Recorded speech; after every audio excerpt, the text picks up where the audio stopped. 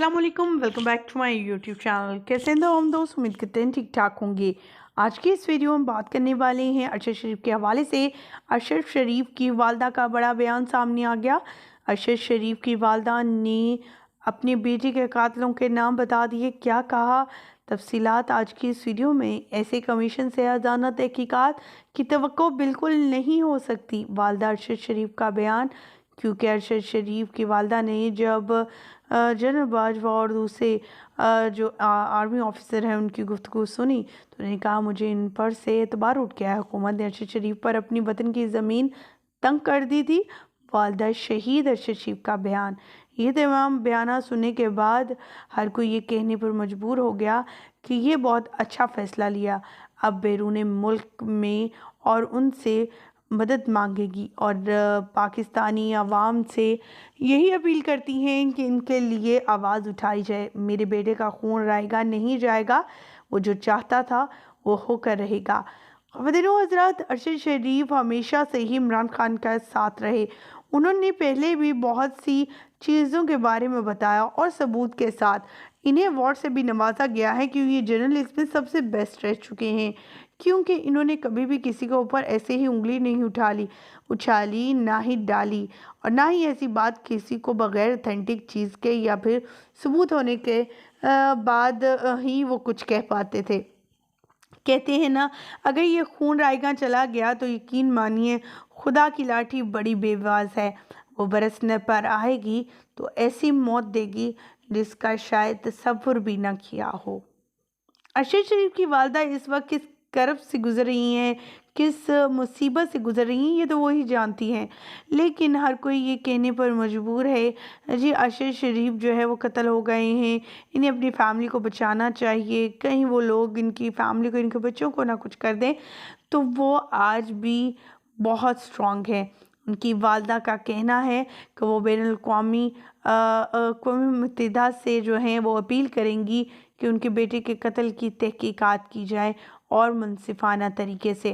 उनका मज़ीद ये भी कहना था कि हुकूमत ने उन पर जो है उनके बेटे पर ज़िंदगी और पाकिस्तान की ज़मीन को तंग किया, इसी वजह से वो पाकिस्तान छोड़ने पर मजबूर हुआ। यानी इतने हालात हो चुके थे, लेकिन कभी उसने अपने पाकिस्तान को छोड़ने की बात नहीं की थी। लेकिन सिर्फ ये थ्रेट्स और फैमिली की बातें की वजह से उसे इस शहर से, इस मुल्क से दूर जाना पड़ा। लेकिन उसे क्या मालूम था कि मौत तो उसके पीछा करती हुई वहाँ पर भी पहुँच जाएगी। इन लोगों ने अरशद शरीफ को बड़े ही बेदर्दी से कत्ल किया और इनकी कत्ल की वीडियो तस्वीर जब सामने आई तो हर आंख अश्क बार थी। किसी का कहना था ये ऐसे ही कत्ल नहीं हुआ, इसे टारगेट बनाकर, बल्कि इसके सर पे अंदर से वार किया गया या गाड़ी से बाहर निकाल कर इसे मारा पीटा गया, क्योंकि उनकी आंखें भी सूजी हुई हैं और बहुत कुछ है। ऐसे जैसे अरशद शरीफ को पहले जो है उन पर तशद्दुद किया गया और उसके बाद उन्हें मारा गया। ख़वातीन हज़रात, ये भी इंकशाफ हुआ था जो पाकिस्तान में पोस्टमार्टम रिपोर्ट आई थी, जहाँ पर गोलियाँ तो जो है कीनिया में चली, लेकिन एक कीनिया में गोली उनकी बॉडी से निकाली ही गई नहीं थी। इसका मतलब ये वाज़ेह है कि इनका पोस्टमार्टम किया ही नहीं गया था।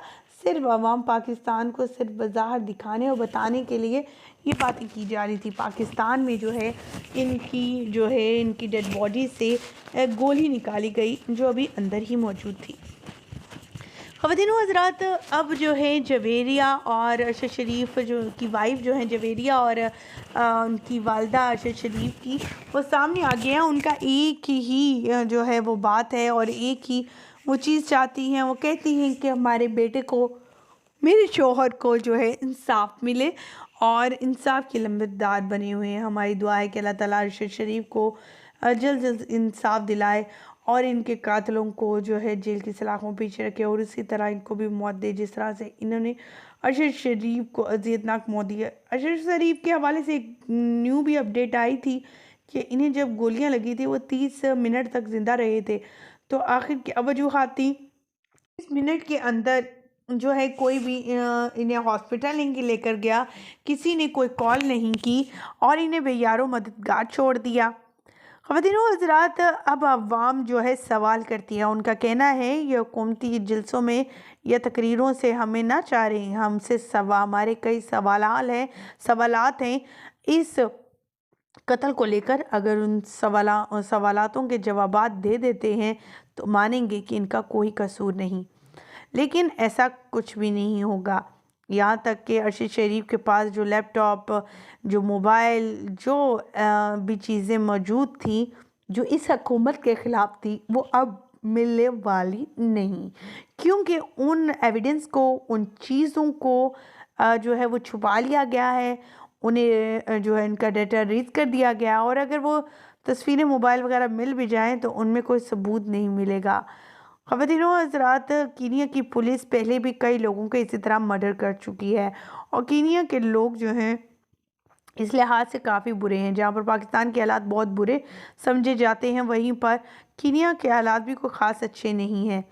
अब जो है इनकी वालदा, अरशद शरीफ की वालदा सामने आ चुकी हैं। उनका कहना है कि वो इंसाफ की तलबगार हैं, और बैनुल-अक़वामी तौर पर बैनुल-अक़वामी मुत्तहिदात से वो चाहेंगी कि उनके बेटे के कत्ल के केस के हवाले से इन्वेस्टिगेशन करें, और जो हुकूमत मुकदमात कर रही है और जो भी कोशिश करी है वो बेफजूल है।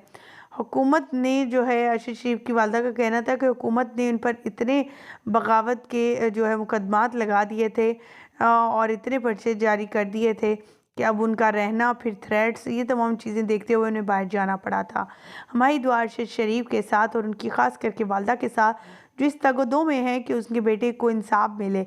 वो एक बूढ़ी औरत है जिसने पहले भी अपना बेटा खोया है, फिर अपना जो है शोहर भी खोया है इस वतन की खातिर, और अब तो घर में कोई ऐसा भी नहीं है जिसके सर पर बात कर सकें। लेकिन उनका कहना है, मैं इन शहीद बच्चों की माँ हूँ, और एक माँ, शहादत पाने वाले बच्चों की माँ बहुत बहादुर होती है, और वो एंड तक जाएंगी, लड़ेंगी, और अपने बेटे के जो है कातलों को उन्हें कैफ़े किरदार तक पहुंचाएंगी।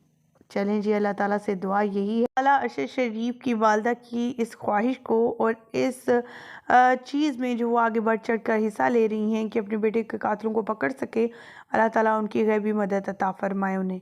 आमीन। मुझे यहीं पर दीजिएगा इजाज़त। उन्हें अपनी हिफ्ज़ ईमान में रखे, तमाम सहाफ़ियों को अपनी हिफ्ज़ ईमान में रखे। अल्लाह निगहबान।